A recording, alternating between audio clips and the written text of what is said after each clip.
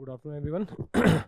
Myself Himanshu Khatri, and we are here for a session on how to prepare history. Right, my focus will be largely upon modern history, world history, and post-independence India. Anyways,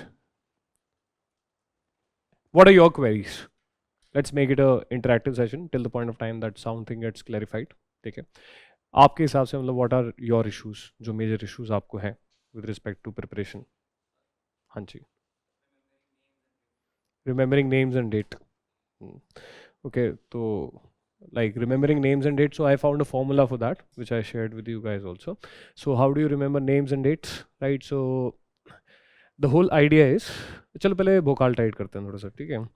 तो ऐसे औरंगजेब 5807 है, Jahangir 0527, Akbar 5605, right? ऐसे बहादुर शाह 0712, जहांदर शाह 1213, फारूक सियार 1319, मोहम्मद शाह 1948, अहमद शाह बहादुर जो बिल्कुल भी नहीं था बहादुर 4854, Alamgir 25459, Shah Alam 26006, Akbar 20637 and Bahadur Shah Zafar 3757, है ना? ऐसी कॉर्नवालिस भुट्टे वाला, Cornwallis 8693, Wellesley 9805, Hastings 1323, Irwin 2631, well उसका वेवल 4347, मतलब ऐसे ही रैंडम, मतलब कुछ भी, मतलब जैसे Liton 7680, right? So basically this formula, it is based on psychology was one of my optionals, right? And I qualified UPSC also with the help of psychology in your pattern. I think I got rank in 300s. I served as IRS officer for 6 years, then I resigned and started teaching, right? Because I was teaching earlier also, तो college में पढ़ाता था मैं IIT के लिए. तो वो कीड़ा कहीं ना कहीं से थोड़ा बहुत था, पहले से पता नहीं था. Anyways, but I applied psychology, which was my optional, and in psychology there is a chapter called memory. So therefore, this was a very major issue for me also, that how to remember these years, etc. And why not apply the discipline which I am preparing for my optional? Let me practically apply it into my other subjects, right?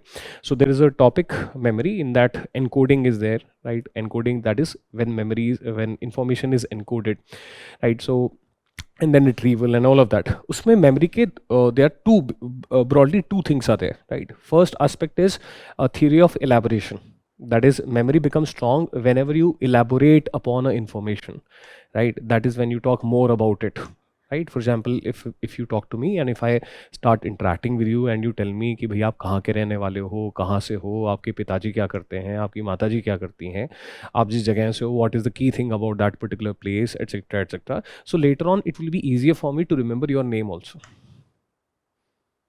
right? That is called theory of elaboration, right? That is one aspect, right? So one way to remember things, right, it is about focusing on the why, right? If you remember the key events of what happened during the time period of Jahangir, right? So it will be relatively, it has been proven scientifically that it will be relatively easy for you to remember the time period, the names of Jahangir also, right? That means if you move away from rote learning, that is actually the best form of improving the memory. That is one aspect. Second aspect is mnemonics, right? You can develop some mnemonics. This I'll give you an example of the events before the World War I, right. So मेरे को Bru coffee पीते हुए boss ने अपने 12-13 बालकों के साथ अच्छे से मारा. तो मतलब imagine that you are working in a company, right, and your boss is very abusive, right? And if you come late, then he starts beating you up also, and he loves coffee, right? So imagine that you are late to the office, and he has 12-13 kids. ठीक है, you have yourself lost count. तुम्हें भी नहीं पता कि पता नहीं 11 बच्चे हैं, 12 बच्चे हैं, 13 बच्चे हैं, कितने 12-13 बच्चे हैं, right? And basically you are in your cabin, right? And you are having this fear कि बॉस आएगा और पीटेगा. तो बॉस आया, he ordered his coffee, उसके कप पे ब्रू लिखा हुआ था, ब्रू कॉफ़ी ना, ब्रू है ना, ब्रू लिखा हुआ था. And then suddenly his 12-13 kids, they also entered, you know, to greet him, and they were talking. And then suddenly I got a call, and when they called me to their office, so not just he beat me up, but his children also started beating me up, है ना. So that's like story based mnemonic, है ना. मेरे को Moroccan crisis 1906, crisis 1906, Bru Britain Russia agreement, Bru BRU Britain Russia agreement 1907, right. Moroccan crisis, Britain Russia agreement 1907. मेरे को Bru coffee पीते हुए बॉस ने Bosnian crisis, B looks like an 8, so 1908, Bosnian crisis 1908, right. 12-13 बालकों के साथ, right. सो 1912, 11 बार 12-13 बालकों के साथ अच्छे से मारा. सो 11 अगारा अगादीर क्राइसिस 1911, 12 मतलब ऐसा 11 बार 12-13 बालकों के साथ. सो 11 अगारा अगादीर क्राइसिस 1911. 12-13 बालकों के साथ तो Balkan, 2 Balkan wars. First Balkan war 1912, second Balkan war 1913. अच्छे से मारा assassination, assassination of archduke Franz Ferdinand 1914. And these are the events in the run up to the World War 1, right. So देखो that is second method. And the third method जिसका display मैंने आपको किया, that is basically fresh application of encoding and retrieval, and that is, have you seen the posters of James Bond movies, right? So therefore whenever he introduces, he never lets you forget his first name. My name is Bond, James Bond, and in every poster they write down 007, right? So we never get confused that whether it was 007 or 006 or 123 or 124, what, why? Because the first time when we heard about James Bond, 007 was mentioned, and whenever the next poster of James Bond comes, 007 is always mentioned, right? So from there came the idea that then language was also a topic of memory, right? So therefore when we are born, so everything is totally alien to us. Accent is also alien to us, the language is also alien to us, everything is alien to us. So for example, if my name is Himanshu Khatri, or when I came to know for the first time that my surname is Himanshu Khatri, whenever I would be maybe 2 years of age or 3 years of age, right, whenever I started speaking, so therefore that word Khatri is as alien to me as, you know, Khatri 007, right? So therefore language is crafted by us, so why cannot the ears be surnames, right? And we should always take the full name, that is like Bond 007. So therefore never ever for me Aurangzeb will be Aurangzeb, right? Aurangzeb ka surname hai mere liye 5807, because and then the burden is only of remembering the century. And remembering the century is relatively much easier. एक rough idea कि अच्छा Akbar must be in 1500s, हाँ, Aurangzeb was in 1600s, at least उतना तो हम कर सकते हैं. So whenever the first two numbers are higher than the second two numbers, that means century is changing. And whenever that is not the case, that means century is not changing. So 5807, 58 is greater than 07, that means century changed. So 1658 to 1707 was the time period of Aurangzeb, right? 5605, Akbar 5605. So again century must be changing, so therefore 1556 to 1605, right? And whenever that increasing order, this kind of century did not change, right? That kind of scenario. For example, एक और century change का Curzon 9905. So 99 is greater than 05, so century must be changing, right? So 1899 to 1905 Curzon, right? After whom Swadeshi movement began because of his actions in 1905, right? So therefore that is the whole idea. Like Cornwallis 8693. So 86 is less than 93, so their century will not change, same century, right? So 1786 to 1793, Cornwallis was Governor General of Bengal Presidency of East India Company, right? So therefore this is how, after a lot of struggle, after you know, having some memory pills also, right? Because I had this huge fear that पता नहीं भाई मेरे से तो नहीं होने वाला, कैसे याद करूँगा. और बचपन से हिस्ट्री पसंद भी नहीं थी, क्योंकि टीचर बड़ा बोरिंग तरीके से पढ़ाते थे. हाँ, हिस्ट्री से नफरत थी, स्पेक्ट्रम पढ़ के और नफरत हो गई, ठीक है। तो बेसिकली फिर एप्लीकेशन ऐसे ऐसे किया, ठीक है, अपना खुद का तरीका निकाला to study history, and after that things were relatively easy. And मतलब ये मतलब जो मैं एज अ टीचर या एज अ स्टूडेंट जो मैथ्स अचीव कर पाया हूँ with respect to this problem, वो मैंने आपको बता दिया है। इसके अलावा मेरे को नहीं पता है, ठीक है ना। तो एक तो इलेबोरेशन है, तो मैं हमेशा whenever we study we start focusing on the why, मतलब स्मॉलेस्ट ऑफ द वाई, मतलब हर चीज़ के बारे में क्यों पूछना, ठीक है, उससे मेमोरी इंप्रूव होगा। And second aspect is with respect two years, this technique of using the years as survey. For example, there is a board of control, right? So board of control for me is BOC 1784 because board of control was set up in Pitt's India Act 1784. So therefore, I'll always use the year. Permanent settlement for me is PS 1793 because it came Permanent Settlement Act of Land Revenue System. It came in 1793, right? So it is always PS 1793 for me, right? So that's how I've been able to resolve this issue. मतलब और इसमें best बात क्या है, for example आपका नाम क्या है, पूरा नाम, बिकॉज सरनेम इंपॉर्टेंट है। तो जैसे आदित्य डागर, ठीक है, तो क्या है कि मतलब जैसे मुझे ऐसा जरूरी नहीं है that I have to chronologically take your names, right, randomly I look at you and if I know your name so therefore I will say Aditya Dagar, right. सो इसमें जो एक मेमोरी में आपने चीज नोटिस करी होगी that whenever we try to remember the years then we feel a sense of compulsion that we should remember chronologically, उससे हमें हेल्प मिलती है, we get a slight help कि अच्छा क्रोनोलॉजिकली याद करते हैं, उसके बाद ये था, उसके बाद ये था, है ना। But when we use the year as surname ना, then we get independence from that chain of chronology also, ठीक है। तो जैसे आप मेरे को बोले कर्जन, मैं बोला 9905, राइट, मेरे को ये याद नहीं करना पड़ रहा कि कर्जन से पहले कौन था, कर्जन के बाद कौन था। ये तो काफ़ी बार आप अपने आप को खुद को एनालाइज करें कि जब भी आप कुछ ऐसा याद करने की कोशिश करते हो तो एक मतलब हेल्प सी मिलती है अगर हम चीज़ों को क्रोनोलॉजिकली याद करें कि अच्छा पहले अकबर था, फिर वो था, फिर वो था, है ना, एक चेन बनती है। और मैं आपसे रैंडमली पूछ लूँ कि बहादुर शाह जफर कब था, तो कहो सर एक सेकंड, फिर आप याद करते हैं पहले वो था, फिर वो था, अच्छा हाँ सर बहादुर शाह जफर 1837 to 57 था, है ना। तो इससे बट हमें निजात मिल जाती है, we are able to get rid of this what you call as compulsion of chronology also when we use this kind of method. तो ये है, तो that is application of psychology, मतलब ऑप्शनल पढ़ा था, 3-4 साल पूरा पढ़ा था, तो फिर उसका एप्लीकेशन किया तो मेमोरी वाइज है, ठीक है। वो आ गया, साउंड आ गया, ठीक है।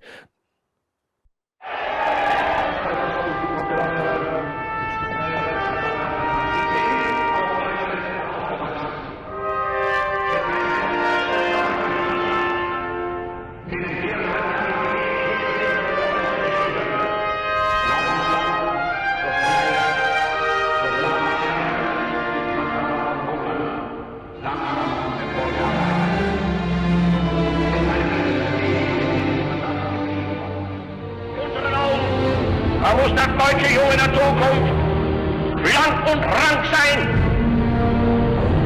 Flink wie Wickhunde, Zähne leer und artig Rückstand.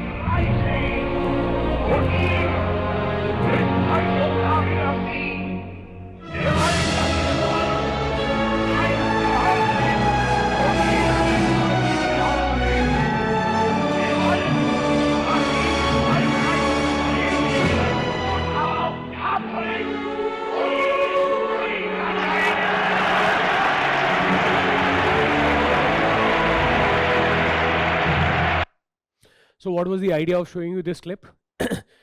Obviously, I have the structured part also, right? Whereby I can tell you that, okay, this is a syllabus and this is we will do that also, right? But the more important part for me is that if a student is able to fall in the subject, right? If she or he is able to fall in love with the subject, right? If he or she is able to find a subject interesting, then nothing can stop you in excelling that subject, right? Be it prelims, be it mains, you can excel in that subject, right? So therefore, and always we find that subject interesting about which we are able to visualize things, right? So therefore, wherever possible, try to have some kind of what you call as जहाँ पे मिल गया, ठीक है, कोई ज़रूरी नहीं है कि that in everything you will be able to find out. But for example, you should if I am having a break and I am having my lunch, so why not I watch a documentary, or why don't I watch a movie which is somewhere related to my UPSC, which will make that subject more interesting to me, right? Or when I'm not able, when I'm not in the situation to read and write, ठीक है, मतलब मैं थक गया हूँ, ठीक है, so maybe simple bed में लेट के कहते कान में कुछ लगा के कोई डॉक्यूमेंट्री सुन लिया, right? मतलब being totally passionate about it and making your studies interesting rather than making your studies a dream, right?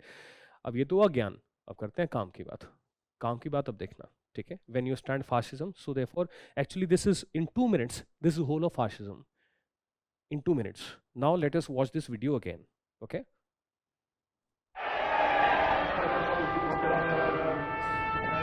My fellow countrymen, my fellow German workers. So whenever you study world history and you will study about this particular era, so therefore always remember, in any industrialized economy, the masses are workers, right? And at this point of time, there's a competition between for the support of the workers, because workers are masses, and you'll be able to become a strong leader only when masses they support you, right? So therefore, naturally, there was a competition for support of the workers.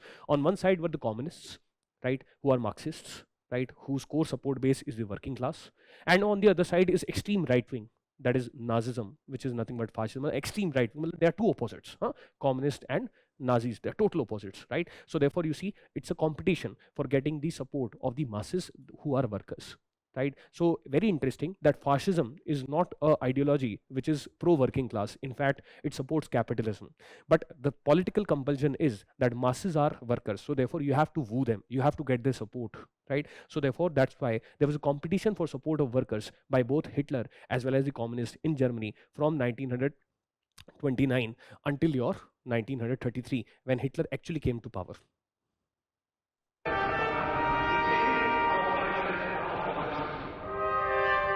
I come from among you, I was one of you, and I was right beside you, right? So this is a time period of Great Depression, 1929, and he's coming to power in 1933, and gradually he's going to uplift the economy. But what he's trying to develop is that he has charisma, right? And charisma, one element is that you should be able to develop empathy with the common man. The common man should feel that our leader understands us, right? Plus, fascism, one of the ideological aspect of fascism is a spirit of sacrifice for the nation.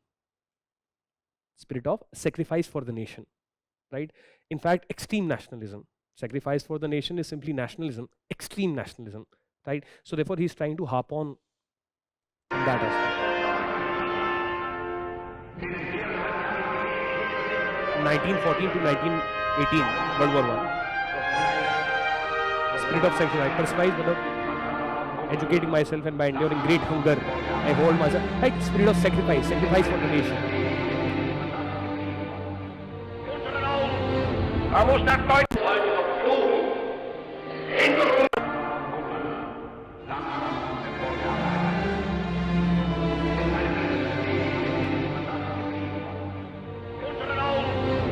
Then Hitler was also famous and in fact different from Mussolini. Both were fascists, but with respect to racism, right? Hitler believed in the idea of race. Race means our DNA decides who we will be, how successful our society will be, right? And who is a ruling race, who is a master race, who is a slave race, servant race, right? Actually, that is why Netaji Subhash Chandra Bose was not able to secure support from Hitler, because he was surprised by the racist views of Hitler.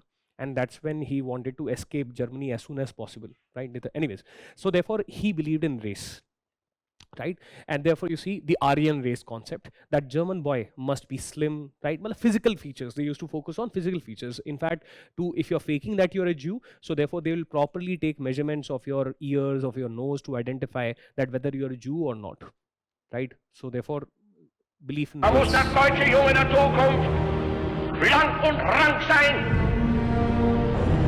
blinkt wie Witthunde, täglich leer und farbig Rückstand.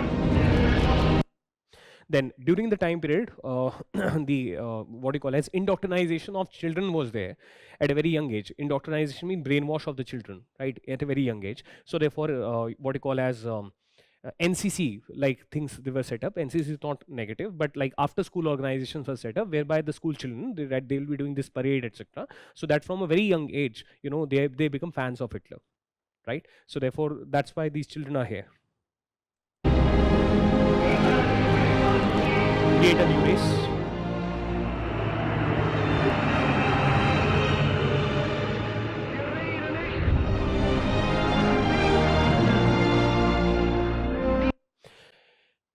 No one talks about millions of Germans who basically asphyxiate, that is, they are not able to breathe or they are tired each year.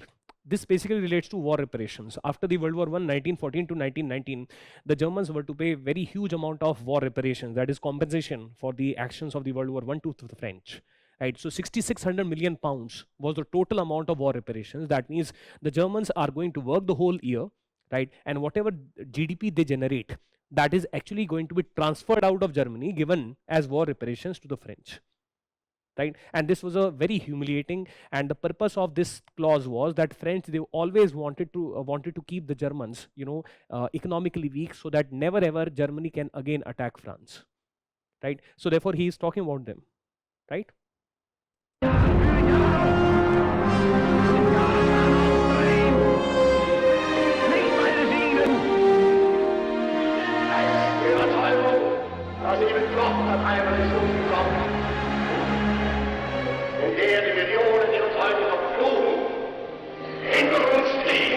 Und mit unseren Füßen werden das gemeinsam geschaffene Kämpfe wieder. So Hitler, he had goal of unifying all the Germans. German Reich means German nation, right? The idea that all the Germans, they should be part of one country, they should be living under one government, right? So, and basically from 1933 until year 1939, when the World War II began, so he brought Austria. Austria was German population, right? He unified Austria into Germany. Sudetenland was with Czechoslovakia. It also had decent number of Germans in it, right? So therefore, he's addressing his goal of German Reich, that is all the Germans I'll bring under one country, even if I have to fight a war for it. Right, so that is what he is talking about here. Also notice that gradually the size of the gatherings is increasing, right? And look at these big flags and all. Why? Because he wanted to communicate to the people that under me, German nation has risen. Right, from the humiliation of the treaties of Versailles, which was signed after World War I, German nation has now risen. So therefore, he used these big symbolic things, right? Right of greatness, honor and strength. Extreme nationalism was the national hero national. All sections supported him. These are all businessmen also. They also supported him. Look at the sides. SA and SS. They were like SA was the private army of Nazi party. SS was the private army of Hitler. Right? Because of the Great Depression, there was huge amount of unemployment from 1929 onwards. Right, and one of the reasons for the popularity of Hitler was that the SA and the SS, that is the private army of Nazi party and the private army of Hitler, that basically allowed youth, right, which is aspirational, nationalistic, to have some kind of a job, some kind of an employment. The money which was given was very, very less, but the uniform gave a sense of pride to the youth.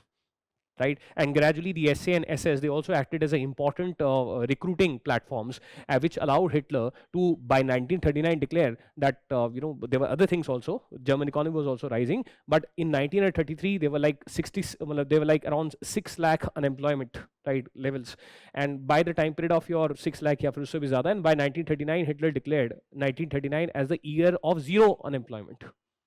Right, and one of the role which was played by us by SA and SS, right? So therefore, this is how he is again encashing upon the national.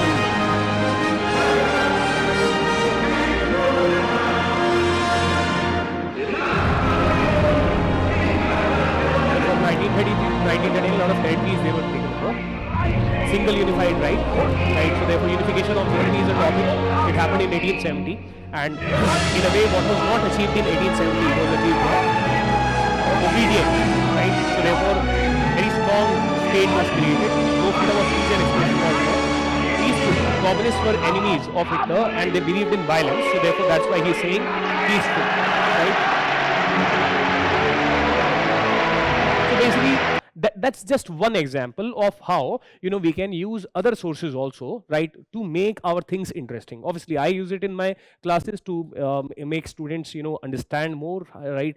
If it is said that Hitler was great charismatic orator, right, so therefore this helps me give a demo to the student that see, even if we are not able to understand what you call as the language, right, we have the subtitles and look at the passion that he's having. And very interesting aspect, who has made this movie? Hitler's government, right? That means such movies were made. Why? That means media was used as a tool for propaganda, right, for creating an aura of the leader. That is Führer. Führer means Hitler, right? So look at the background music, such emotional music, such passion is getting generated. हाँ, maybe इसको तो लग रहा है कि ये German बन गई है कुछ टाइम, ठीक है, ऐसा है ना, ऐसा, और उसमें वॉइस भी आती है तो पूरा पैशन आता है, दीदा दीदा, राइट, ऐसा, दिस काइंड ऑफ सिनेरियो, ठीक है, पूरा, right? So he was great orator, right? So therefore these are the mechanism. I'm telling you that whatever we study, we should study in such a manner that ultimately we are able to have a connection, we are able to see it in front of us as far as possible, right? So therefore that's the whole idea. That's one of the aspect which is there. Now let us begin with the standard things. So the standard things are here, right? So this is a syllabus of history, modern Indian history. Broadly, the syllabus starts from 1700s, that is from 18th century. So therefore, our first topic of discussion becomes the decline of Mughals. After the decline of Mughals, we also talk about what you call as decline of Mughals, rise of regional powers, right, in the form of successor states, in the form of rebel states, in the form of already autonomous states. उनके बारे में पढ़ते हैं. Overall theme क्या है? Overall theme basically है that the job that we are preparing for, that is we are trying to get a job in the state. So therefore largely our focus is on history of the state, right? So therefore state is the organization which rules a territory and the people on it, right? So therefore when our syllabus begins in 1700, the state is Mughal state and its decline is beginning, right? So therefore we discuss the decline of Mughals. After that, the power decentralized among the successor states. Successor states were such states which are set up by the Mansabdars or by the military bureaucrats of Mughals. They were Bengal, Awadh, Hyderabad. There was a time when the Mughal emperor was very powerful and whatever he would order, it would happen in Bengal, Awadh and Hyderabad. But when successor states are formed in 1700s, that means the regional governor or the governor of Bengal will not take any order from Mughal emperor. Legally, he is part of the Mughal Empire, but he is not going to take any orders from the Mughal Emperor, and he has established his dynastic rule in Bengal. Dynastic rule means by blood. Blood will decide who will be the next governor of Bengal. Similar case happened in Awadh. Similar case happened in Hyderabad. So this is how the Mughal Emperor became weak, and actually power was taken over by his junior Mansabdars. Okay. Then there were certain states which were set up as a result of fight against the Mughals. They are called rebel states. The number one among them is Marathas. After that, second important one, Sikh. Third, Jats. And two Afghan kingdoms were also there. Afghans were present in India because of historical migration. And when the Mughals were weak, they took opportunity, and in 1700s, that is 1714, 1737 के आसपास में, Farrukhabad and Rohilkhand, these two Afghan kingdoms near Delhi, Rohilkhand, Bareilly, UP, right? So therefore, these two kingdoms were also set up, right? Out of these kingdoms, it was only the Sikh and initially the Marathas who did not accept Mughal as emperor. Later on, Shahu accepted Mughal as emperor because it was more profitable. Anyways, third was already autonomous states. Already autonomous means where the Mughal emperor was never powerful. मतलब ऐसा समय कभी भी नहीं आया कि Mughal emperor कह सके वचन ही है मेरा शासन, right, like in Baahubali, right. So meaning कि मतलब लीगली भी चाहे पार्ट है मुगल एम्पायर का, बट वहाँ पे चलती नहीं है मुगल एम्पायर की. For example, Akbar could not conquer राजपूत्स.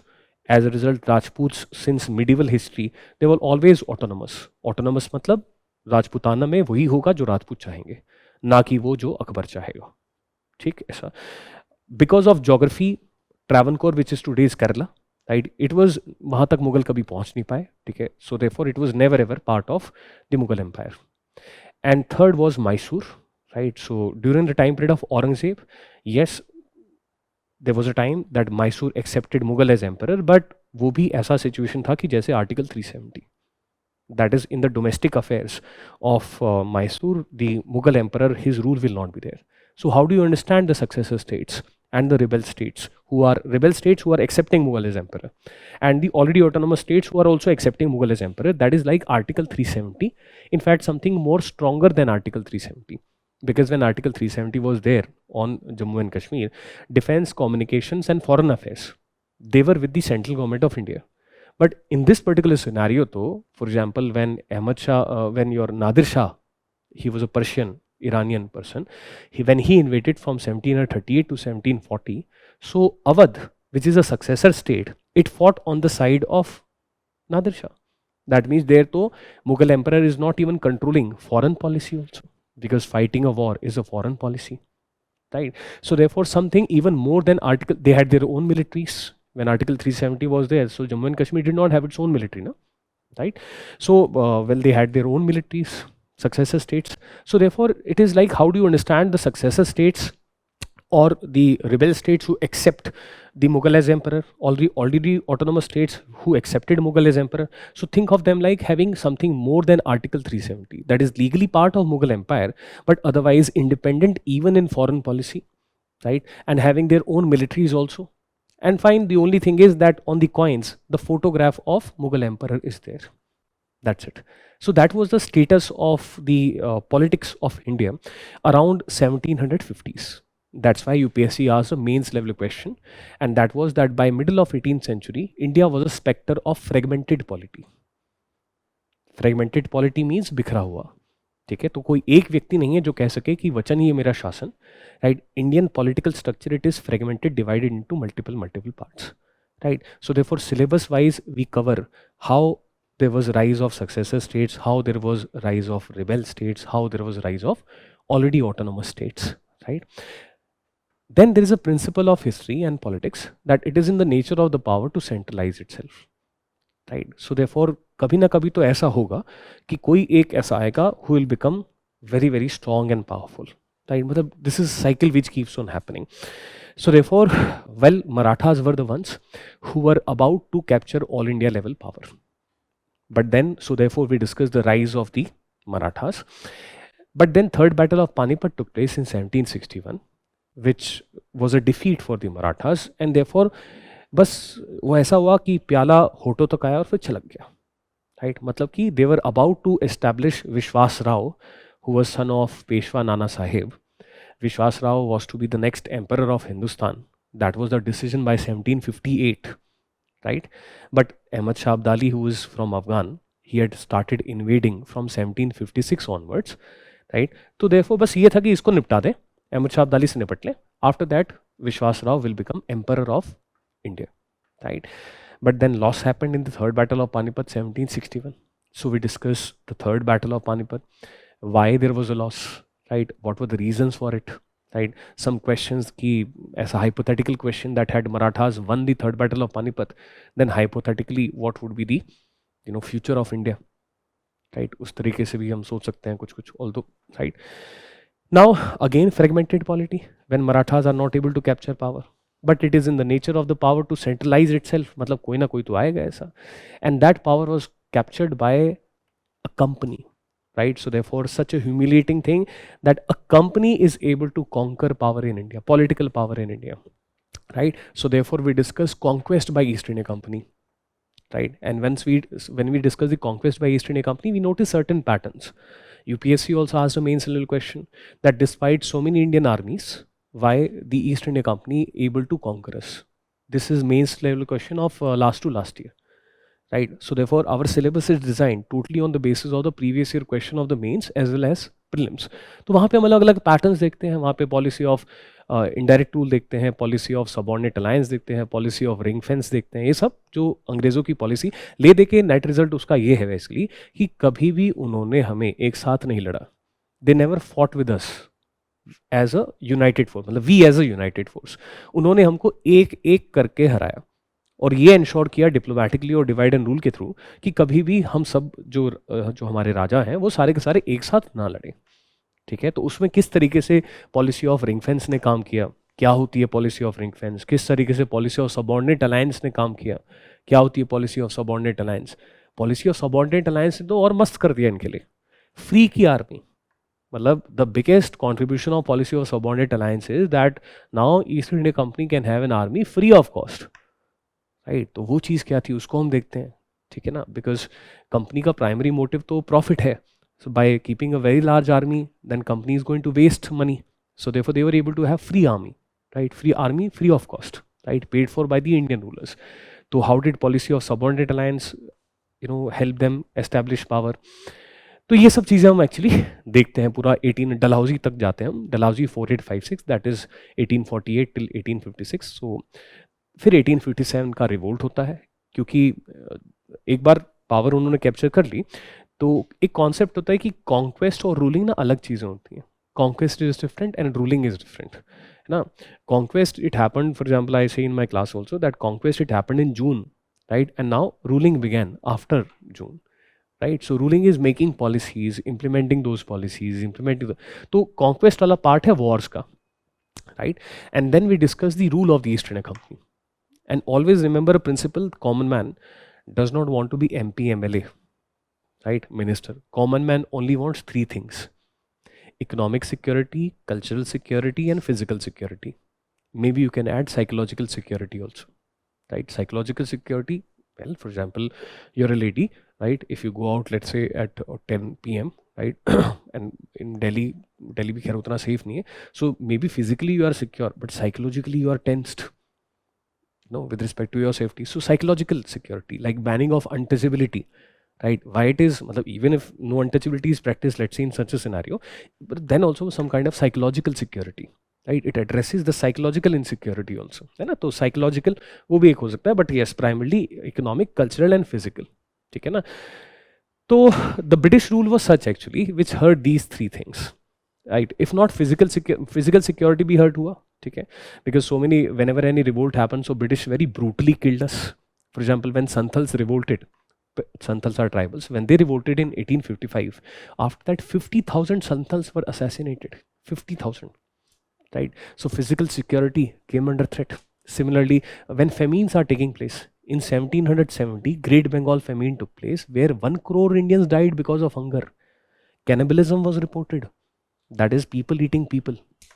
है ना। तो physical security came under threat, economic security came under threat because land revenue was very very high, that is tax was very very high.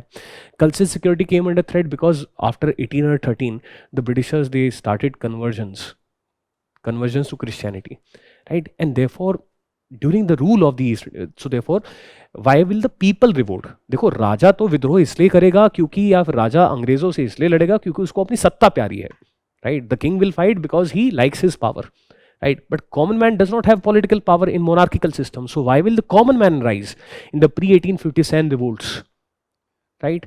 Because his economic security, his cultural security, and his physical security came under threat. So therefore we discuss that aspect, that what were the different landowner systems, what was the British cultural policies, right? And what was the reaction of the masses in the form of pre-1857 peasant revolts and tribal uprisings, right? एक और theme निकल के आती है history में, क्या है? Look at the spirit of Indians. This is a future year question. Every struggle, every failure of every anti-British struggle led to stronger anti-British struggle. Look at the spirit of the people of India. Failure of every anti-British struggle led to stronger anti-British struggle. हार नहीं मानी हमने, right? So therefore, जब pre-1857 revolts हुए, we fought in a disunited manner, but we failed. And therefore we came together in 1857, and significant part of India and Indians, they rose against the British in 1857 revolt, right? And we nearly ended the British rule. So we discussed the 1857 revolt. Uske karan kya the? UPSC has asked a question in the mains that 1857 revolt was culmination of many small and big rebellions in the first 100 years of British rule, that is from 1757 till 1857. 1857 revolt was culmination of many small and big rebellions between 1757 to 1857. ठीक है ना। तो 1857 revolt के बारे में पढ़ते हैं, ठीक है ना। उसके बाद even when our violence failed, we acted in a smart manner as a nation, and then we started adopting tools of modern politics. ठीक है, तो अभी तक तो बंदूक चल रही थी, अब हम पॉलिटिक्स करेंगे जिसमें थे moderates. So therefore we discussed the Indian national movement until 1885 when Congress was set up. That is pre-INC organizations. आज तक यूपीएससी ने मेंस में सिर्फ एक ही सवाल पूछा है pre-INC organizations के ऊपर, बस वो ये है कि trace the growth of Indian national movement until 1885. Right, तो मतलब 1885 तक बताएं. तो ये कुछ स्तंभ हैं, these are the like pillars. Then when we discuss about the Congress from 1885, then we talk about the moderates from 1885 till 1905. Moderates मतलब वो पेन से काम लेते थे, बस वो चिट्ठी लिखा करते थे, love letters to the British, है ना मतलब they use to behave like like modern day Kabir Singhs, है ना, कि मतलब for example the other person is not in love with you, है ना, बट तुम व्हाट्सएप पे मैसेज पे वैसे लिखे जा रहे हो, है ना, अपने ग्रीवेंसेस के. तो मॉडरेट्स ऐसे बिहेव करते थे, है ना. ने extremist they call moderates that you have a policy of begging, they, है ना, ऐसा दिस काइंड ऑफ सिनेरियो, ठीक है ना. तो what were the methods of the moderates, and why did they choose those methods, what they were able to achieve, what were their positives, what were their negatives, and obviously they failed. So again you notice that every failure in anti-British struggle led to stronger anti-British struggle. Pata poster nikle hero extremists, Lal Bal Pal, Aurobindo Ghosh, right? They believed in protests, peaceful protests by the people. That is people on the streets, people on the ground, right? Not pen, people on the ground. Pen bhi chalega but लोग काम भी करेंगे जमीन पे. And if there is lathi charge, random lathi charge by the British, then the people they have right to respond with violence also. तो आप देखिए evolution of methods of the Indian national movement. पहले सिर्फ कलम थी, अब लोग आए, ठीक है, but they were also repressed. So Swadeshi movement happened, अब मूवमेंट स्टार्ट होंगी, राइट. सो आप नोटिस करें कि अभी तक शब्द मूवमेंट नहीं आया था कहीं. There patterns in history, right. Movement शब्द पहली बार आया है स्वदेशी मूवमेंट में 1905.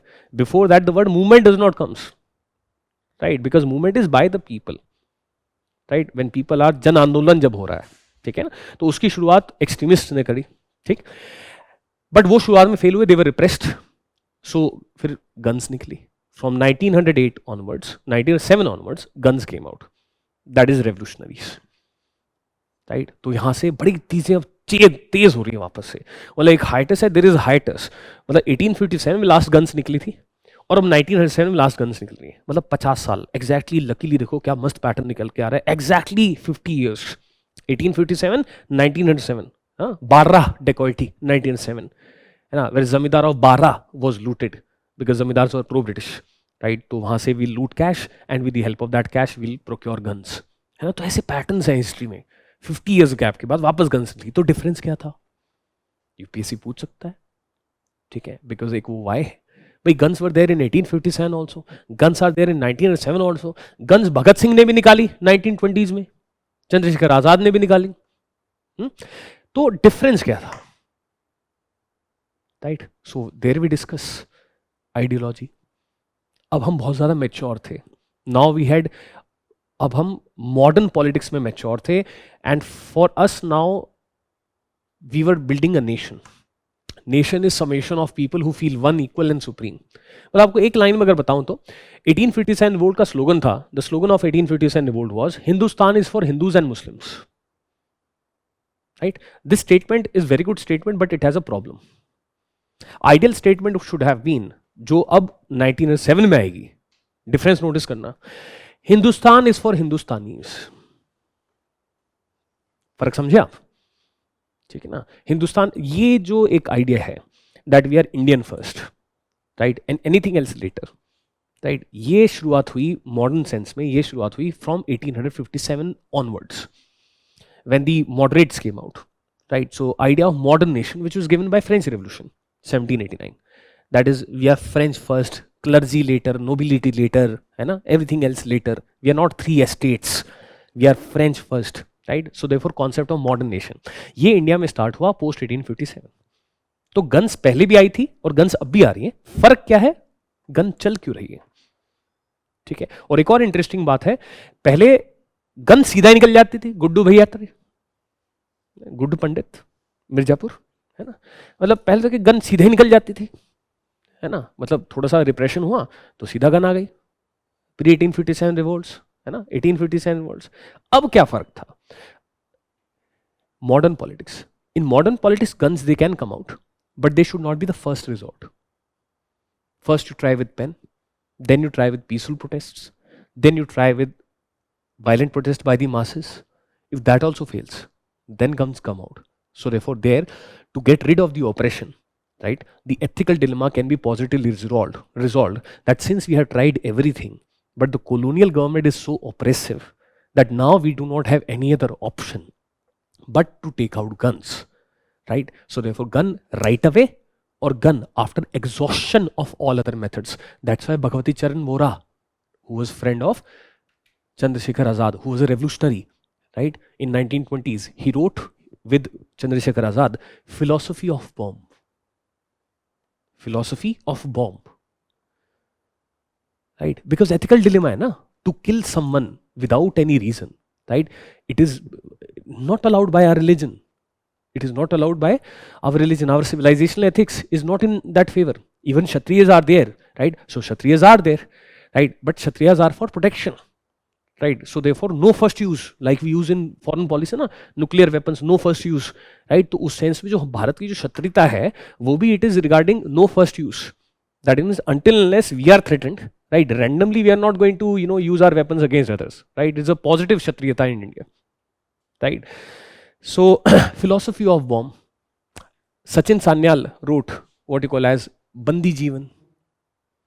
बंदी जीवन, बंदी मीन्स प्रिजनर, राइट, कि मतलब ऐसा हमें लग रहा है बिल्कुल बेड़ियों में जकड़े हुए हैं कि क्या करें, सब कुछ ट्राई कर लिया, कुछ हुई ना तो तब फाड़ना पड़ेगा ना यार, right. That is why we have to be revolutionaries, why we should use guns, why it is okay to kill the oppressor. Bandi Jivan. Arrival of bomb written in 1908 by Bal Gangadhar तिलक. किताब नहीं थी, बस एक आर्टिकल था. तो हिस्ट्री इज अबाउट पैटर्न्स. तो मैं एक पैटर्न निकालूं तो पैटर्न निकल के आ रहा है दैट बिफोर 1857 कोई जस्टिफिकेशन नहीं चल रही है, बट आफ्टर 1857 आप देखिए कि जो लीडर्स हैं they are trying to justify usages of guns, right. Arrival of bomb, Bandi Jivan and philosophy of bomb.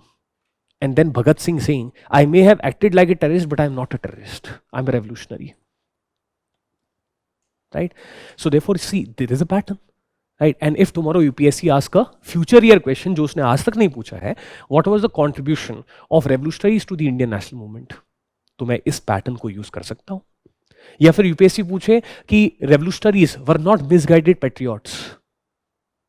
Misguided. Right? मतलब patriots तो हैं, पर मिसगाइडेड है. मिसगाइडेड नहीं, दे वर नॉट मिसगाइडेड. उनके पास आइडियोलॉजी है, राइट. इन तीन चीज़ों के थ्रू आप बता सकते हैं. Plus you can say that 1920s में they got influence by communism also, है ना. तो मार्क्सिस्ट थे भगत सिंह, है ना, तो कम्युनिस्ट आइडियोलॉजी से भी प्रभावित थे. तो मिसगाइडेड तो नहीं है. उनके गूगल मैप्स में एक ही लगा हुआ है, destination repeat 1857 revolt. And conclusion इस क्वेश्चन का क्या होगा कि ultimately quit India movement 1942-45, the people came out with guns to a good extent, right. Azad in Fauj 1942-45, mutiny in the army.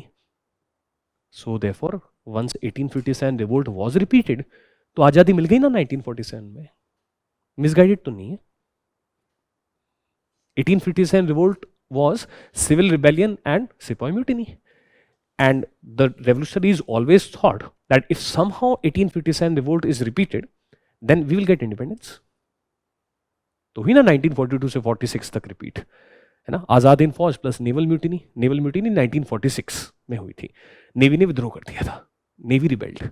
Air force also started rebelling, right.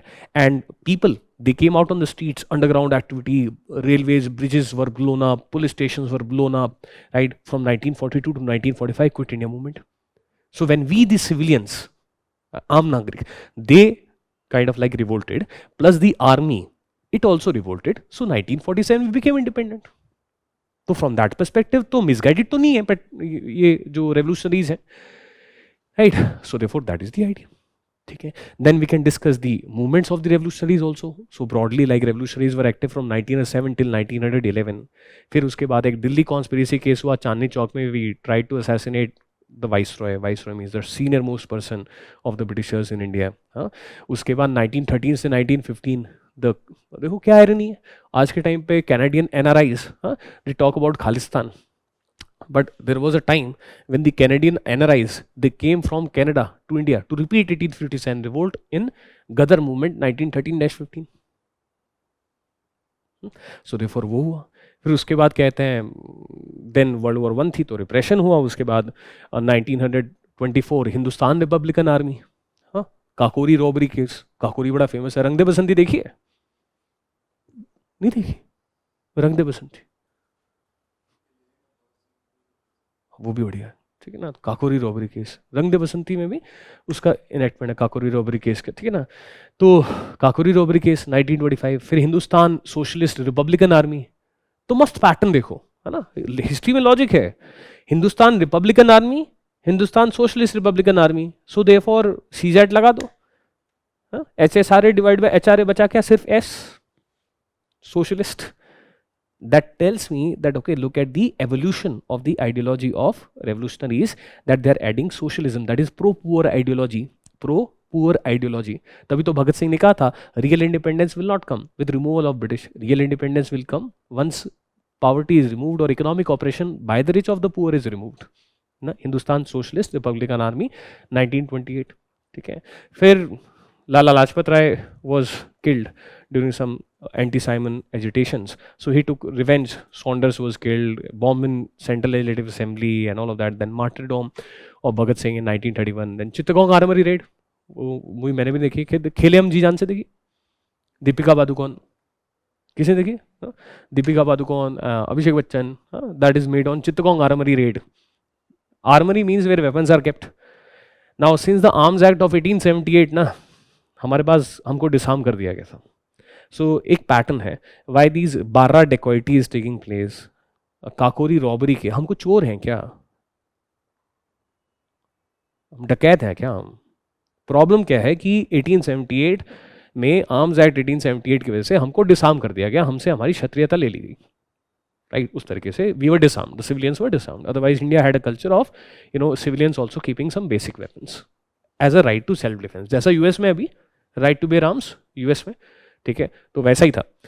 So therefore after 1878 if you want to have guns, दो ही options हैं. Either we loot cash and then we use cash to bye guns in the black market. Second option is we directly loot guns. Right. So when Bara dacoity is taking place, Kakori robbery case is taking place, they are called Swadeshi dacoities. They are not for personal gains, they are for getting money to buy guns. Or Chittagong armory raid where we directly loot the guns. Right, because guns नहीं है ना हमारे पास. So Surya Sen, who was a teacher in East Bengal, he started this. And what was so unique about this, first time after 1857, group action is taking place. मतलब अभी तक तो क्या था कि इंडिविजुअल हीरो के एक्शन है. मतलब भगत सिंह, 3-4 लोग, hundreds of people gathering, including women, including Muslims. Right, hundreds of people gathering and starting armed action against the British. ये पहली बार after 1857 happened in 1930. Right, 1930 से लेकर 1933. Right, Chittagong armory raid. Then Surya Sen became a martyr. ना, in 1934 he was hanged. Right. फिर parallelly हमारा तो last में क्या था अपना, फिर क्विट इंडिया मूवमेंट में अंडरग्राउंड एक्टिविटी 1942-45 एंड आज़ाद इन फौज 1942-45, नेवल म्यूटिनी 1946. तो इस तरीके से एक हम ये भी पैटर्न देखते हैं with respect to movement of the revolutionaries. ठीक है. आपको ऑब्वियसली सब कुछ याद थोड़ी रहने वाला है. मेरा पर्पस यहाँ पे वो थोड़ी, मैं तो आपको एक बता रहा हूँ कि किस तरीके से अगर एक सिलेबस भी है हिस्ट्री का, तो एक क्या हम एक ऐसा एक कॉन्सेप्चुअल क्लास बना सकते हैं जहाँ पे आपको हिस्ट्री में एक लगे कि नहीं इसके अंदर कॉन्सेप्ट है. जैसे हम ट्रेडिशनली हिस्ट्री हमने स्कूलों में पढ़ी है, उसके अलावा भी कुछ चीज़ है, उसके क्या क्या छोटे छोटे पहलू हैं, what are the small elements which we can focus on और which we focus on in vision IAS in our history. We try to apply logic, we try to, because थोड़ा analysis of previous year question and UPSC, और क्योंकि खुद भी qualify किया है UPSC, सारी गलतियाँ खुद करी हुई हैं. UPSC beat any syllabus, any topic, any subject. It is about patterns, reversal of patterns, outlier to a pattern, outlier means traditionally something happens like this but ये नहीं हुआ, राइट? तो जहां पे भी हमें बहुत चक्का होना चाहिए, that is a prelims question, right? Outliers to a pattern, right? So pattern, reversal of pattern, outlier to pattern, focus on why, focus on consequence, how it is less important, more important is why, more important is the consequence, right?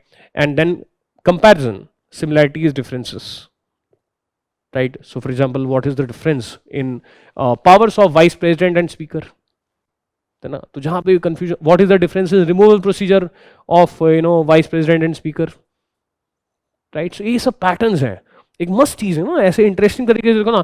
If I ask you कि संविधान में in the constitution who is the most important what you call as constitutional authority, कैसे पता लगाओगे? Logic apply करो, जिसको हटाना जितना कठिन, इसका मतलब वो उतना ज्यादा महत्वपूर्ण सिस्टम के लिए। The person who is toughest to be removed, that person must be the most important, in the domain of, system of checks and balances. So therefore, if on one page I write down removal procedure of Chief Justice, removal procedure of Supreme Court Judge, removal procedure of High Court Judge, removal procedure for Speaker, for Vice President, for Pradhan Mantri and all of that, तो एक जब फिर मैं देखूं कि अच्छा सबसे tough किसका, इलेक्शन कमिश्नर भी आ गया उसमें, नेशनल ह्यूमन राइट्स कमीशन का हेड भी आ गया उसमें, नेशनल कमीशन फॉर वुमेन का हेड भी आ गया, national commission for OBC, SC, ST, उनके भी सारे हेड आ गए, उनका एक जगह पे मैं लिखूं और फिर देखूं, तो जो मेरे ज्ञान के चक्षु खुलेंगे फिर वो मजा आएगा, ठीक है? मुझे पता चलेगा अच्छा ये है, फिर तो जो टीचर पढ़ा रहा है उससे ज्यादा पता है मेरे को।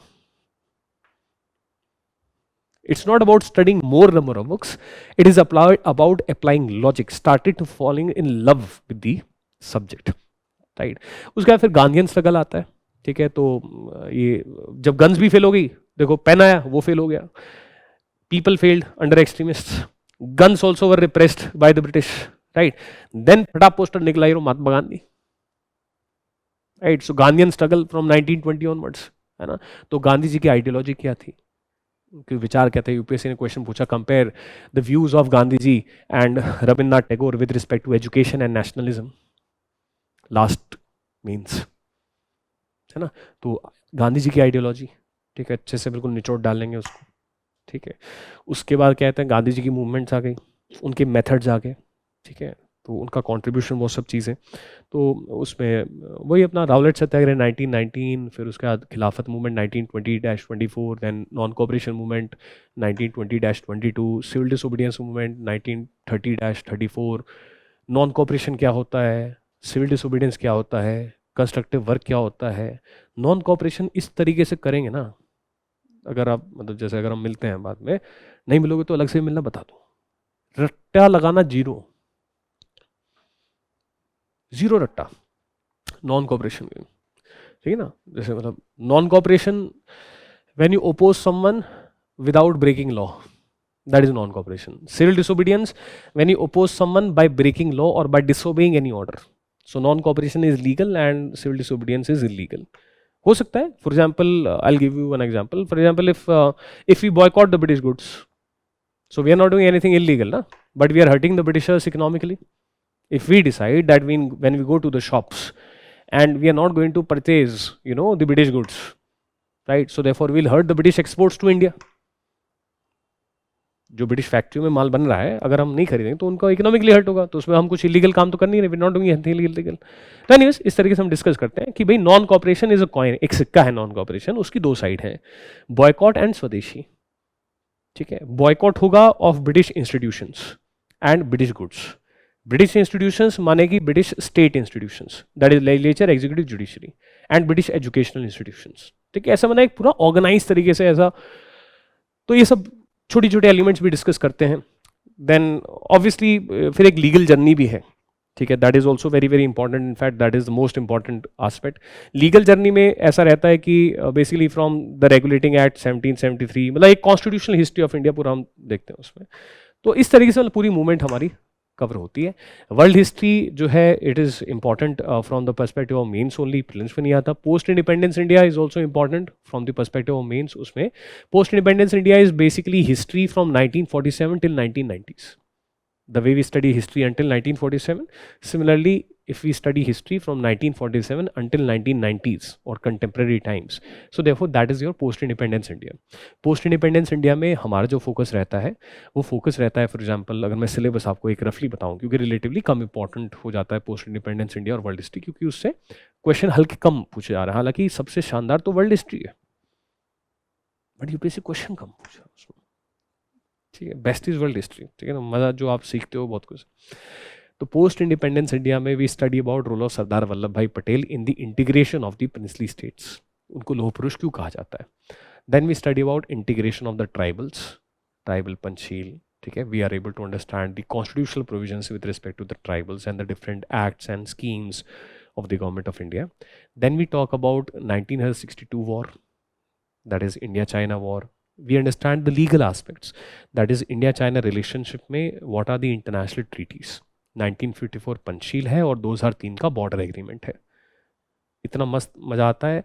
आप remember when you saw those viral videos where hand to hand combat was taking place between the Indian soldiers and the Chinese soldiers, है ना, ऐसा, and the Indian soldiers are having a rope and Chinese soldiers are trying to enter and Indian soldiers are trying to push the Chinese soldiers back with the help of rope.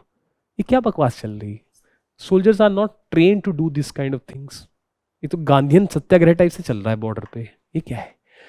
You are able to understand it because of the 2003 agreement that we have. गोली नहीं चलनी चाहिए बस, ठीक है। तो उसके हैं कुछ क्लॉजेस हैं, वो स्टार्ट करेंगे। Then we discuss the 3 wars with Indian between India and Pakistan, right. 3 wars मतलब कि 1948, then we have 1947-48, then we have 1965, then we have 1971 war, then Kargil war 1999, एक फोर्थ भी आ गया। We discuss the legal architecture, Simla agreement 1972 में sign हुआ था, 1971 की वॉर के बाद जब बांग्लादेश क्रिएट हुआ। 1999 लाहौर एग्रीमेंट हुआ था, तो क्या रिक्वायरमेंट थी कि 1999 का एग्रीमेंट साइन हो, क्योंकि हम न्यूक्लियर वेपन स्टेट्स बन गए थे 1998 में। So the whole world was worried कि these people they will do nuclear war against each other. So therefore like उस तरीके से हम उसको करते हैं वो पूरा। फिर the present day Amritpal Singh बड़े अच्छे से समझ में आ जाएगा हमें। इशू ऑफ खालिस्तान हम डिस्कस करेंगे, that is how there was a movement for creation of a Punjab province within India. So therefore what was Punjabi Suba civil movement. So any editorial which comes on issue of Khalistan, ठीक है, तो everything will be able to stand because we discuss Bhindranwale also, we discuss operation blue star also, we discuss Anandpur Sahib resolution of 1973 जो आज के time पे भी अकाली दल का major एक वो है। So we are able to understand small things कि जब मूसेवाला की डेथ हुई तो फिर मूसेवाला के फादर ने एक गाना रिलीज़ किया था यमुना सुतलिज के ऊपर, है ना, तो फिर वो भी हम समझ पाएंगे कि वो गवर्नमेंट ने क्यों बैन किया उस गाने के ऊपर, ठीक है, वो क्या इशू है, ठीक है। वो इशू एक पुराना इशू है जो कि लॉन्गोवाल अकॉर्ड्स 1985 के थ्रू रिजॉल्व हो गया था, तो फिर उसको again you should not B reviving that issue. तो मतलब ऐसी छोटी छोटी चीज़ें हम हमेशा जब पढ़ते हैं हम ऐसे नहीं पढ़ते, हम साइलोज में नहीं पढ़ते, we always study in interconnected manner. तो ऐसे हम पोस्ट इंडिपेंडेंस इंडिया पूरा कवर करते हैं। आसाम में जो जैसे आसाम नेशनलिस्ट मूवमेंट थी, ठीक है ना, अभी जो इशू ऑफ CAA NRC है, ठीक है, तो वो आस्पेक्ट कवर होता है, एटलीस्ट उसका बेस हम समझ लेते हैं, ठीक है, because of Assam nationalist movement. Then operation cactus अभी मालदीव्स न्यूज़ में था, ठीक है, वो मिजूजू जो भी उनका नाम है, ठीक है। तो बेसिकली इंडिया ऑपरेशन कैक्टस हम देखते हैं कि किस तरीके से how India saved democracy in Maldives, right, during the time period of Rajiv Gandhi, है ना। Then we discuss about LTTE also, Sri Lankan civil war, right. So बहुत शानदार तरीके से हमारा कवर होता है, बहुत ऑब्जेक्टिव तरीके से we are able to understand from a legal perspective, we are able to understand the Sri Lankan civil war, ठीक है ना, ऐसा। तो ये पोस्ट इंडिपेंडेंस इंडिया होता है। वर्ल्ड हिस्ट्री में तो यही है कि अब ये मैंने आपको एक एग्जांपल दिया वर्ल्ड हिस्ट्री का, ठीक है, तो भी टाइम भी थोड़ा सा कम रह गया, तो एक एग्जांपल दिया। I think that example is good enough to for you to know कि how do we prepare world history, ठीक है ना। उसमें हर चीज़ का threadbare analysis. So our syllabus begins from 1700s, so 7 year global war 1756-63 से लेकर पूरा कोल्ड वॉर एंड तक 1991 तक, तो अच्छे से हमें समझ में आएगा। प्रेजेंट रशिया यूक्रेन जो इशू है वो भी अच्छे से, इजराइल पैलेस्टीन वाले इशू भी अच्छे से समझ में आ जाता है। तो अभी तक तो कोई क्वेश्चन वर्ल्ड हिस्ट्री में आया नहीं है जो हमारे उससे एम्बेड के बाहर हो, बट हाँ क्वेश्चंस कम पूछे जाते हैं वर्ल्ड हिस्ट्री में से और पोस्ट इंडिपेंडेंस इंडिया में से, ठीक है। तो इस तरीके से बेसिकली मतलब मैं आपको एक थीम बताना चाह रहा था, मैं उस सेशन को ऐसा नहीं रखना चाह रहा था कि मैं आपको ये बता दूं अच्छा ये ऐसे है। तो अगर मुझे सिलेबस भी बताना था तो I wanted to tell in a format so that you get an idea that आप यहाँ पे आए हैं तो कहीं ना कहीं आप जानना चाहेंगे कि अच्छा विजन आईएएस पढ़ाता कैसे है, ठीक है ना। तो अगर मैं ऐसे सिंपली पीपीटी में आपको बता दे तो कहते हैं हाँ ये तो हम कहीं पे भी देख लेंगे, आप तो हमें जानना चाहते हैं, है ना, और थोड़ा सा हम आपको जानना चाहते हैं, ठीक है ना। तो देयरफॉर दैट्स वाई ये जो मैंने आपका पिछला 1 घंटा लिया ये इस प्रकार से लिया so that you are able to get a hint that okay the what is our methodology of studying. So our methodology of studying is focus on the why, right, and trying to identify patterns, reversal of patterns, outliers to the patterns, comparisons, consequences, the why, so that our student studies in an integrated manner, that is for prelims also and for mains also। इन दोनों की कोई अलग पढ़ाई नहीं होती है, बिल्कुल भी इनकी कोई अलग पढ़ाई नहीं होती है, एक ही पढ़ाई होती है, ठीक है। And that is integrated mains and prelims, right? So smaller wise they lead to prelims questions, larger wise they lead to mains level question। Now the mic is there, if you have any doubts then you can ask। sources किसी को पूछने हो या कुछ भी और पूछना हो, स्टडी मटेरियल, ये सब ये बेकार क्वेश्चन होते हैं, ठीक है ना। सबको पता है सोर्स प्रॉब्लम थोड़ी है, सोर्स को पढ़ना मतलब वो प्रॉब्लम है ना। बट एक क्वेश्चन बेकार, कोई भी क्वेश्चन बेकार क्वेश्चन नहीं होता, एक क्वेश्चन हम भी पूछते थे, है ना, वो तो पता तो होना ही चाहिए, है ना, बुरा मत मान। हाँ शहनशाह, तो शहनशाह जी सोर्स देखो सिंपल है, ठीक है। स्पेक्ट्रम तो बहुत पीट पिटाई सी बुक है, ठीक है, पीटी पिटाई सी बुक है मतलब कि हिपोक्रेसी बुक है वो, जिसका नाम है a brief history of India. Brief लेने जाता हूँ तो वो इतनी वो ब्रीफ है, ब्रीफ हिस्ट्री ऑफ इंडिया, ठीक है ना। तो वो तो नाम में हिपोक्रेसी है देखो, ठीक है ना। मुझे स्पेक्ट्रम से कोई समस्या नहीं है, the only issue which I have with spectrum is कि it did not make me fall in love with history, right. So it is very मतलब extra focused on facts, right. But yes spectrum is a कोई अभी कोई alternative नहीं है, that's why usually spectrum is like if you want to have one source so the fine spectrum, ठीक है ना। Otherwise दो students who slightly feel comfortable with language, ठीक है, तो दे कैन मतलब अब इसमें कोई कंपल्जन नहीं है, ठीक है, but they can go for Shekhar Bandopadhyay Plassey to partition, but it is a mains level book, right. So एक वो है, बाकी स्ट्रगल फॉर इंडिपेंडेंस है, right, that covers Bipin Chandra का मोटे वाला, that covers from 1857 until our independence. और बाकी फिर बी एल ग्रोवर है, ठीक है। तो ये 3 सोर्स इनमें से कोई भी आप एक उठा लें, ठीक है। तो बाकी ओल्ड एनसीईआरटी बिपिन चंद्रा की ही है, और मतलब ऐसी सोर्सेज बहुत सारे हैं। तो एक सोर्स अगर आपको करना है तो एक सोर्स मैं कहूँगा आप या तो बी एल ग्रोवर ले लीजिए या फिर प्लासी टू पार्टीशन ले लीजिए। प्लासी टू पार्टीशन में लैंग्वेज थोड़ी सी आपको हो सकता है कठिन लगे, द लैंग्वेज में भी slightly tough, but Plassey to partition it acts as one book which is covers from 1757 till your 1947। If you find कि नहीं सर ये तो बड़ी टफ सी लग रही है, then fine you can go for B L Grover, right. तो हिस्ट्री ऑफ मॉडर्न इंडिया उनकी भी है, ठीक है। तो इन दोनों में आपको पर कोई एक फाइनल करके उस पर आप रखें।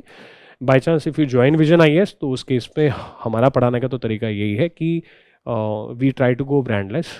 सो whatever good was there in struggle for independence by Bipin Chandra from 1857 till 1947, combined with, amalgamated with, mixed with, merged with Shekhar Bandyopadhyay, merged with old and new NCRTs, merged with जिसका answer यहाँ से नहीं मिला internet पे गए, ठीक है, क्योंकि बच्चे को पढ़ाना है, छोटे छोटे वाई सारे वाई इंपॉर्टेंट होते हैं।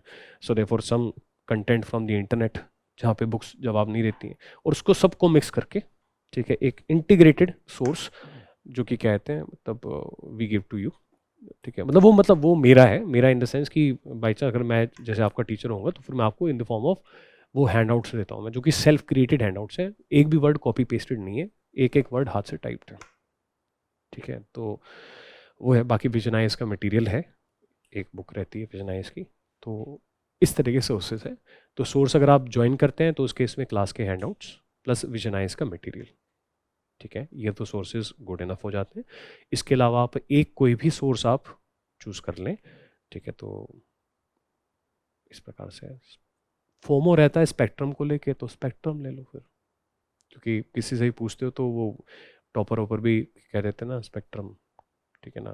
तो fine, fear of missing out रहता है, ठीक है फॉर्मो, तो ठीक है स्पेक्ट्रम ले लीजिए, ऐसा कोई इशू नहीं। बट वो बहुत ही शानदार कोई किताब नहीं है, वो शानदार किताब होती है जो हमको मेंस और प्रीलिम्स दोनों के लिए तैयार करे। तो उसमें या तो BL ग्रोवर हो गया, प्लासी टू पार्टीशन है वो एक अच्छी, प्लासी टू पार्टीशन मतलब बढ़िया किताब।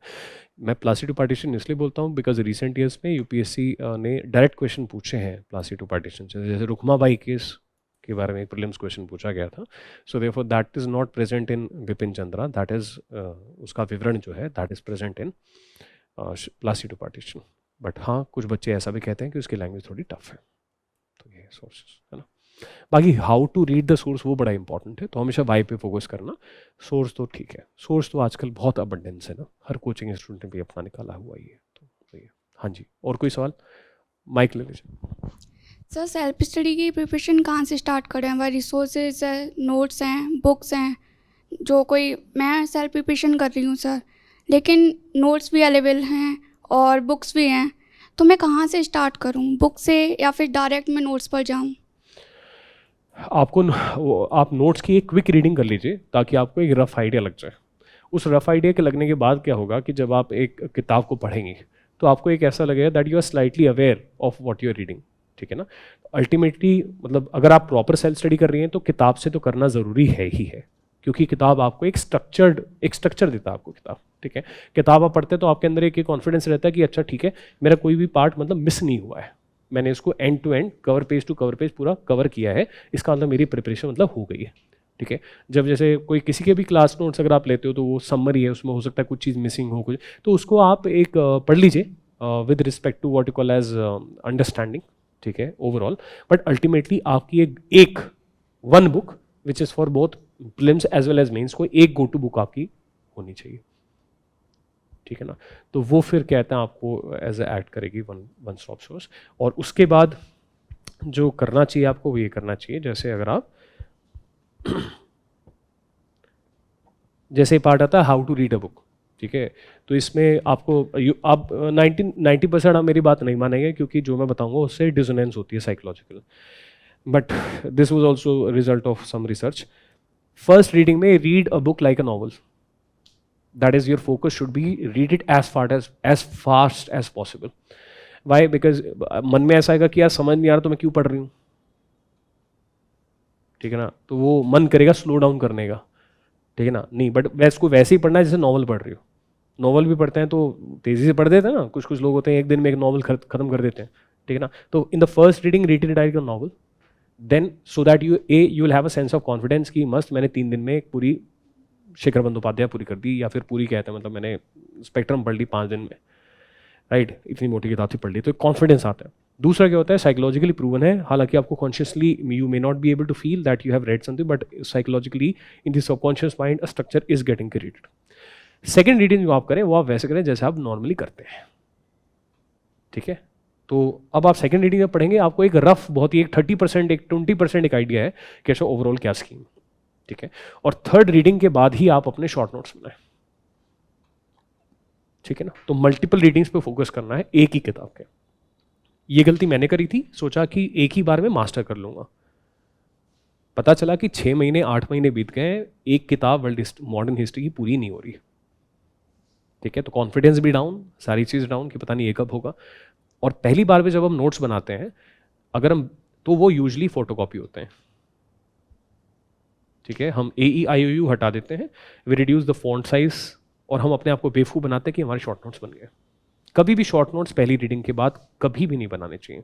न्यूज़पेपर एक अलग मैटर है क्योंकि ऑप्शन नहीं है, बट हमेशा नोट्स जो आप अपने बनाएं short notes, that should be made at that level जहाँ पे आपको लगे कि हाँ मैं इस टॉपिक को अपने भाई बहन माता पिता किसी को समझा सकता हूँ लेमैन टर्म्स में कि मोटा मोटी ये हुआ। Only at that point of time you should make your short notes, because that will be proof कि you have had some understanding. Otherwise आप बना के देख लेना, कॉपी पेस्ट होगा, ठीक है ना। तो ये चीज़ है, तो ये है। और पूछिए, any other question? Yes, mike ले लीजिए।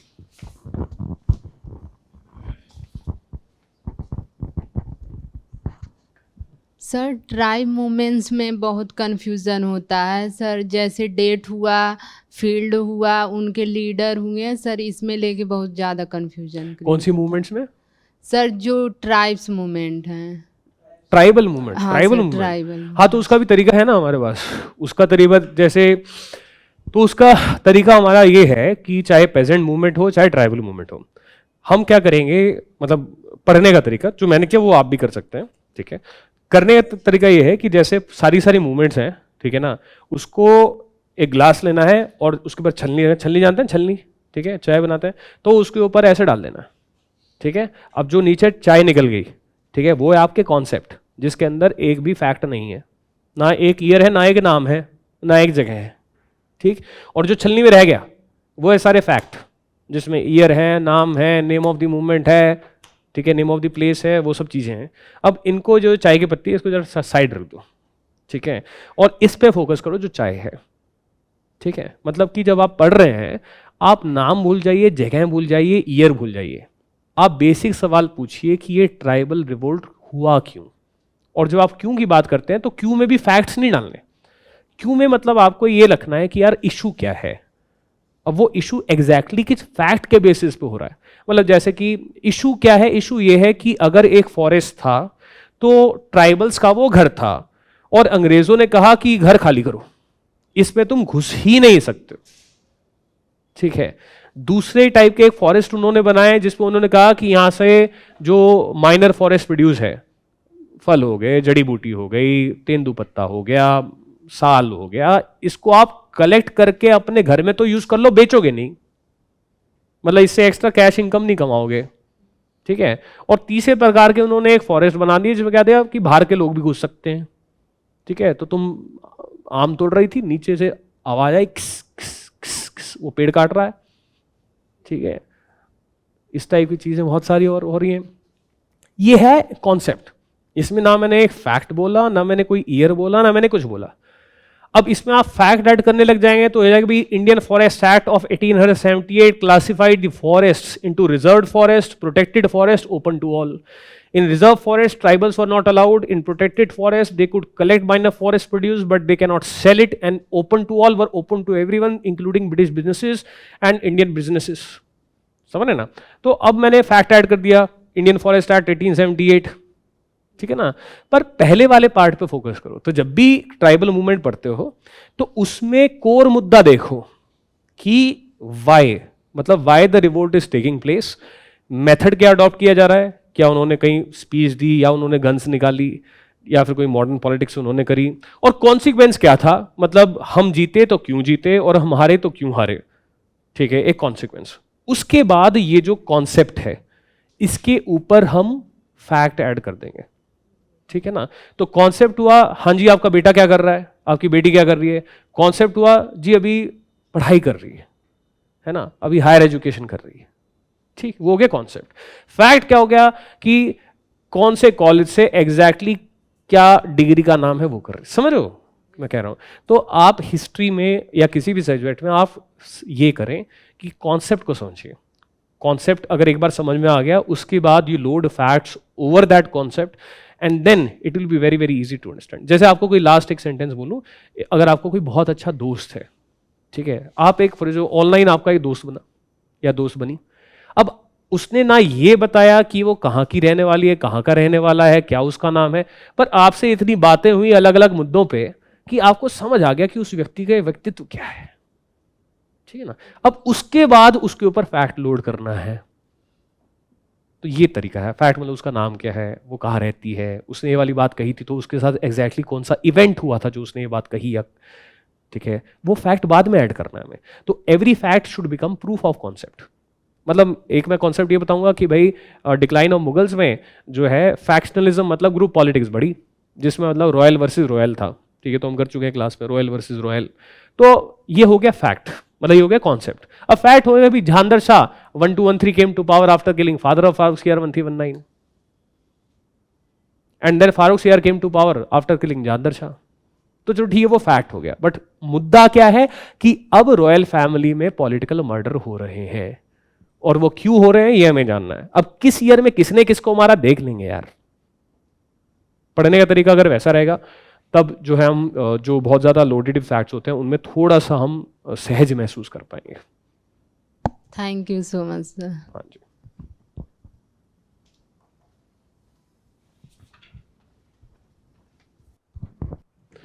शॉर्ट नोट्स ऐसे बना सकते हो, ठीक है। तो ये देसाई लियाकत पैक्ट है, ठीक है।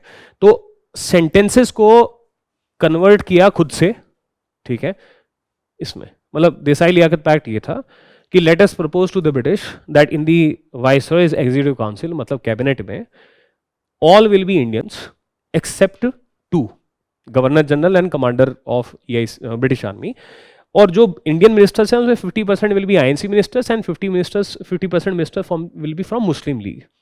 And let us propose to the British कि जो हमारी लेजिस्लेचर है, हाँ, जो लोकसभा है, उसके अंदर भी 20% seats will be reserve to minorities like Sikh and scheduled caste, and rest of the seats will be divided 50-50 between INC and Muslim League. ये पैराग्राफ फॉर्म में हर जगह, ठीक है। टू फॉर बेटर अंडरस्टैंडिंग मैंने ये बना दिया, अब ज़्यादा अच्छा समझ में आ रहा है, मतलब मुझे तो आ रहा है। और फिर एक न्यूमोनिक बना दिया, इमेजिन, ये देसाई लियाकत पैक्ट है, ठीक है, तो न्यूमोनिक बना दिया, imagine that you have friend Desai and तुझे सबसे अच्छे बिस्किट कौन से लगते हैं? 50-50 लगते हैं, ओरियो नहीं, 50-50, ठीक है, 50-50 क्रैक जैक, ठीक है। तो तूने अपने दोस्त को बोला देसाई, हाँ लिया, अरे क्या करे, 50-50 क्रैक जैक, देसाई लिया 50-50 क्रैक जैक, ठीक है ना। तो ये मेरा क्रैक है, वाइसरॉय एग्जीक्यूटिव काउंसिल, ये मेरा जैक है, और दोनों 50-50 है ना, 50-50 आईएनसी एमएल 50-50, और लकीली यहाँ पे भी 20% है और यहाँ पे भी 2 है, तो इजी टू रिमेंबर 20% एंड ये 2, that is these 2 will not be all Indians except GG and CIC, rest 50-50, all seats 20% seats to Sikh and scheduled, rest 50-50, Desai Liaquat pact, Desai लिया 50-50 क्रैक जैक, है ना, मतलब ऐसे न्यूमोनिक बन गया दिस काइंड ऑफ सिनेरियो। तो notes they should be like this, ठीक है ना। तो इस तरीके से नोट्स बनाने चाहिए। मैप्स बनाओ वर्ल्ड हिस्ट्री में, है ना, तो बड़ा कंफ्यूजिंग है यूनिफिकेशन ऑफ इटली, तो कुछ नहीं, मैप लो और मैप के ऊपर फ्लो बनाओ, 1.1 1.2 2 3 4 क्रोनोलॉजी है, क्रोनोलॉजी हो गई, है ना। और अब पता चल गया कि अच्छा this area was given to France, हाँ, for its support against Austria, तो ऑस्ट्रिया से ये एरिया लिया गया, किसने? किंगडम ऑफ सार्डिनिया ने, ओरिजिनल किंगडम था। फिर किंगडम ऑफ 2 सिसिलीज वो गैरिबाल्डी ने लिया विद्रोह करके, फिर वो इस येलो में जुड़ गया, ठीक है ना। तो ऐसा ऐसा करके आप बना सकते हो। बाकी ये एक एग्जांपल है, समय ज़्यादा है नहीं, पर अगर वर्ल्ड हिस्ट्री आएगा, एक टाइम आएगा जब वर्ल्ड हिस्ट्री से लगातार 5 क्वेश्चन पूछेगा यूपीएससी, तब फिर ज़्यादा टाइम मिलेगा। नहीं, वर्ल्ड हिस्ट्री सबसे अच्छा है उस हिसाब से देखा जाए तो, बट यहाँ ये 1-2 पेज में पूरी वर्ल्ड हिस्ट्री है। लास्ट एक बात बोलूँगा, उसका अगर आपका कोई क्वेश्चन आप पूछ सकते हैं।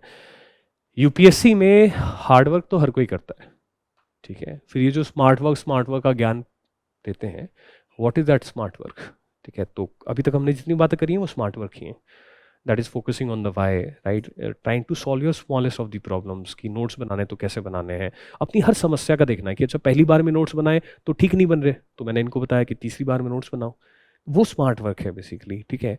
और दूसरी चीज़ क्या है, हार्डवर्क तो हर कोई करता है, बट प्रॉब्लम क्या है, वो ऐसा है कि जैसे आपने 16 फीट गहरे पानी में छलांग लगा दी, in a 16 feet deep swimming pool you entered, we all enter but we forget to come out. Coming out मतलब एक बार जब हर चैप्टर 1 से लेकर चैप्टर 20 डीप में पढ़ लिया, बट अब बाहर आके ऐसा देख पाए क्या कि अच्छा ओवरऑल क्या हुआ। मतलब ये जो 2 पेज अगर आप देखो तो इसमें पूरी वर्ल्ड हिस्ट्री के बारे में पढ़ पुढ़ा के एक ऐसा भी ओवरऑल क्या हुआ, ठीक है, और रफली मतलब क्यों हुआ, क्या हुआ, मतलब एक अगर 2 पेज में मेरे को बताना हो तो वो क्या है। तो मैं भी इसको डिस्कस करने का टाइम नहीं है मेरे पास, बट इसके अंदर एक फ्लो है, हर चीज़ में छोटा छोटा वाई है इसमें भी, बट ओवरऑल 2 पेज में पूरी वर्ल्ड हिस्ट्री है, ठीक है ना। तो हमेशा यूपीएससी कभी भी सवाल वर्टिकली नहीं पूछता है, यूपीएससी 90% सवाल हॉरिजॉन्टली पूछता है। हॉरिजॉन्टली मतलब in context of chapter 1 chapter 3 happened which resulted in chapter number 16 full stop elaborate. UPSC हमेशा आपसे यूपीएससी पूछेगा what was the contribution of revolutionaries to the Indian national movement, मतलब आपसे पूछेगा वर्टिकली नहीं, हमको ये बताओ कि 1907 से लेकर ऐसा हॉरिजॉन्टली कूदना है, जैसे मैं कूदा था आपके साथ कि 1907 से 1911 फिर 1912 फिर गदर मूवमेंट, फिर उसके बाद HRA, फिर HSRA, फिर आज़ाद हिंद फौज, राइट, मतलब क्विट इंडिया मूवमेंट, ऐसा मतलब ऐसा हॉरिजॉन्टली कूद, मतलब वो हमेशा ऐसे पूछता है, क्वेश्चन हॉरिजॉन्टली पूछता है, तो इसकी वजह से वो बाहर आके उस पूरे चीज़ को देखना जरूरी है। ठीक है, नेक्स्ट टीचर आ गए। हाँ, तो चलो ठीक है, अभी समय हमारा थोड़ा सा बढ़ भी एक्सीड भी हो गया है। ठीक है, तो God bless you, take care.